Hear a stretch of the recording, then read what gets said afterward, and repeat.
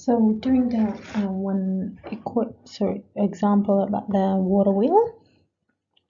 So reading the concept or the story of the water wheel, we all know what the water wheel is. So it's just like it's going in a circle. So if we have an L, so there is an L located on the circumference of the water wheel. That's your mark. So if we draw it, that's the water wheel. There's an L, and then it depends on that nail in the lowest point, which is negative 1.4 meter, means under the ground. And if it's rotate to go all the way to the upper point, which is 3.6 meter above the ground. Okay, so we would like to model the movement of the nail with respect to time using sine cosine. So this is the story. Now if I look into highlighting the keywords in here, the whole thing is just explaining the context, but the keywords in here is when it is at 1 second, at what time the nail at the maximum. So if I want to model this, so we're starting at 1 second, and we have another point that's given to us, what is very important, at 4 seconds. It's at the minimum, so at 4 seconds. Okay, so that's seconds, time in seconds. Now we need to decide, are we going to use cosine or sine? And because the function is starting on the nail, it's at 1 second, the maximum, so it's somewhere here. That's at 1 second, and we know, if we remember the sketch of the cosine, so that's the cosine starting from max, and then the sine starting from 0 going up. So obviously we can see that the cosine is more suitable. It doesn't mean that the sine is not suitable or it's not possible, but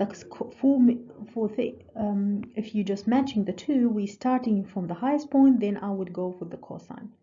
Therefore the next bit is I'm going to write the main equation or the general equation of the cosine. So it will be y equal,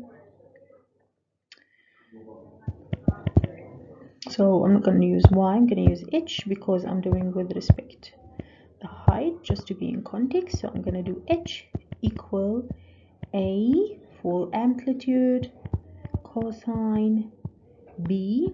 As then I said, you can use 2 pi over p for the period, b x minus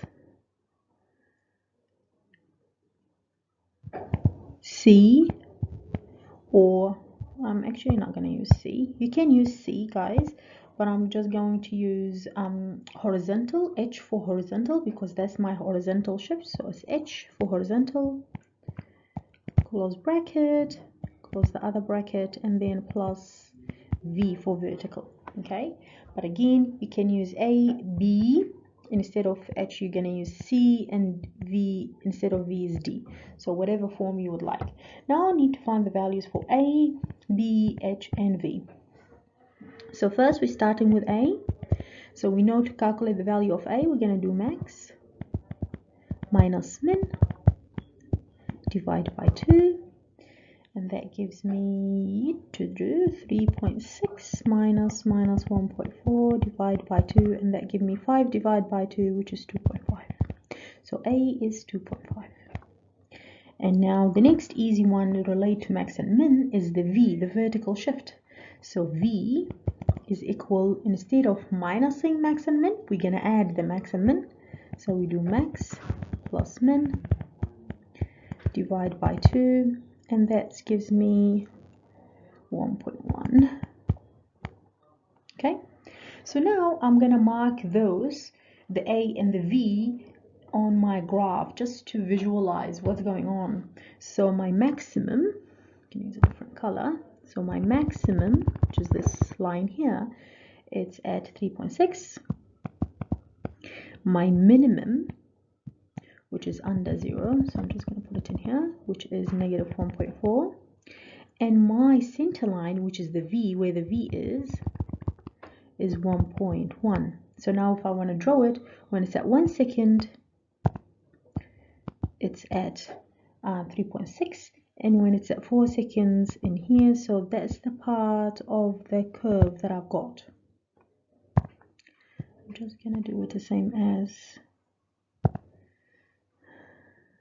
line.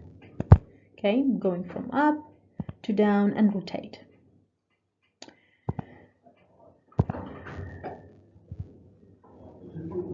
Okay, so now, and that's why I've selected the cosine, see? So I know from the graph I can tell my maximum point needs to be at 0, but I'm currently at 1. That means my horizontal shift is 1. So that gives me h equal to 1.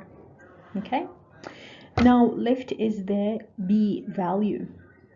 So the distance from the high to low is 3 seconds, because 1 to 4, so there's 3 seconds, and we know there is 2 lots in one cycle of the cosine. There is one high to low, and then from low to high will be the same.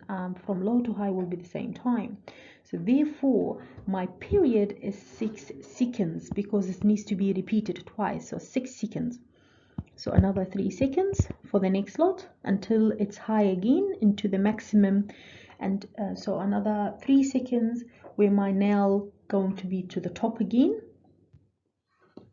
So therefore my period, so I'm just going to write here b equal 2 pi over p, or the period, and I know the period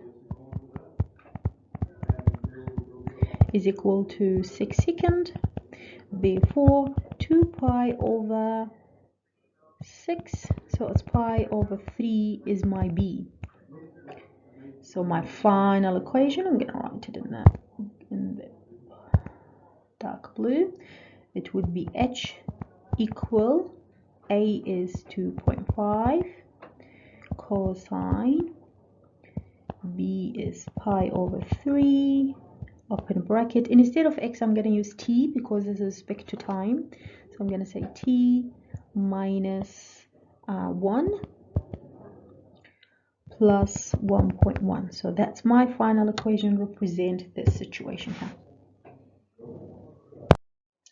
So we've solved A and B in the previous slide. We're doing the C now, which is basically just substituting t is equal to 9 in the equation and finding the h value, making sure that your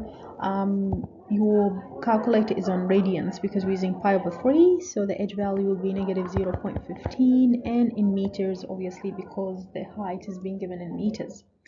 Now the D is just really rewriting the equation, but now our maximum minimum change, so that affects only my amplitude, which is the A.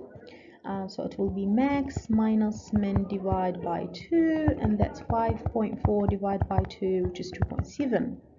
And then also affect my vertical shift, so which is max plus min divided by 2, and that give me 2.2 divided by 2, which is 1.1. So that's the only two effects: the period, the b value, and the horizontal shift is not changing because the times is still the same. So therefore my new equation will be h equal 2.7 cosine, open a bracket, pi over 3, open another bracket, t minus 1, close bracket, close that bracket, plus 1.1. So that's my equation.